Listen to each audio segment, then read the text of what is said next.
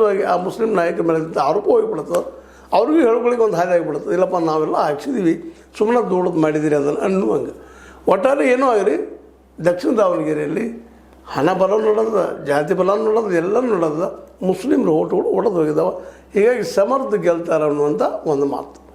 ಇದನ್ನು ನಾನು ಇನ್ನು ಬಾಗಲಕೋಟೆಗೆ ಅಪ್ಲೈ ಮಾಡಿದಾಗ ಅಲ್ಲಿ ಬಲಿಷ್ಠ, ಅದರಲ್ಲೂ ಗ್ರೌಂಡ್ ಲೆವೆಲ್ದಲ್ಲೇ ಸತೀಶ್ ಜಾರಕಿಹೊಳಿ ಅವರು, ಯತೀಂದ್ರ ಅವರು, ಸಿದ್ದರಾಮಯ್ಯನವರು ಎಲ್ಲರೂ ಕುಡ್ಕೊಂಡು ಒಟ್ಟಾಗಿ ಅಹಿಂದ ಮತಗಳು ಒಡೆದು ಹೋಗೋದ ನೋಡಿಕೊಂಡ್ರು ಅನ್ನುವಂಥ ಮಾತುಗಳು ಕೇಳಿ ಬರ್ತಾಯಿದ್ದಾವೆ. ಹೀಗಾಗಿ ಅಲ್ಲಿ ಉಮೇಶ್ ನಮ್ಮ ಮೇಟಿ ಗೆಲ್ಲೋದು ಗ್ಯಾರಂಟಿ ಅಂತೇಳಿ ಮಾತುಗಳು ಹೇಳ್ತಾ ಇದ್ದಾರೆ.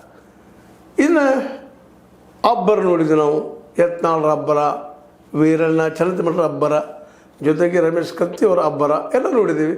ಅದು ಫೇಲ್ ಆಯಿತಾ ಅಂಥೇಳಿ ಪ್ರಶ್ನೆ ಇದ್ದಾಗ ಸಹಜವಾಗಿ ಇನ್ನೂ ರಿಸಲ್ಟ್ ಅದ ರೀ, 4ನೇ ತಾರೀಕು ಬರಲಿ ನಾವು ಗೆಲ್ತೀವಿ ಅನ್ನೋಂಥ ಮಾತನ್ನು ವೀರಣ್ಣ ಚಲನಚಿತ್ರಮಠದ ಕಡೆಯವರು ಹೇಳ್ತಾ ಇದ್ದಾರೆ, ಯತ್ನಾಳರ ಕಡೆಯವರು ಹೇಳ್ತಾ ಇದ್ದಾರೆ.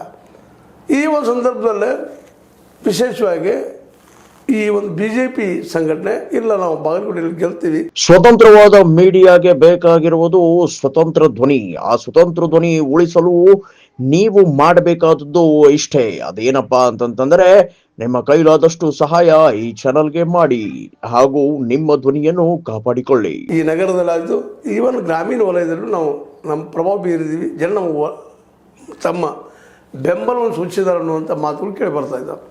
ಸಹಜದ BJP ಗ್ರಂಥಿ ಇಲ್ಲ, ಕಾಂಗ್ರೆಸ್ಸಿಗರು ಹಣ ಬಲ, ತೋಳ್ಬಲ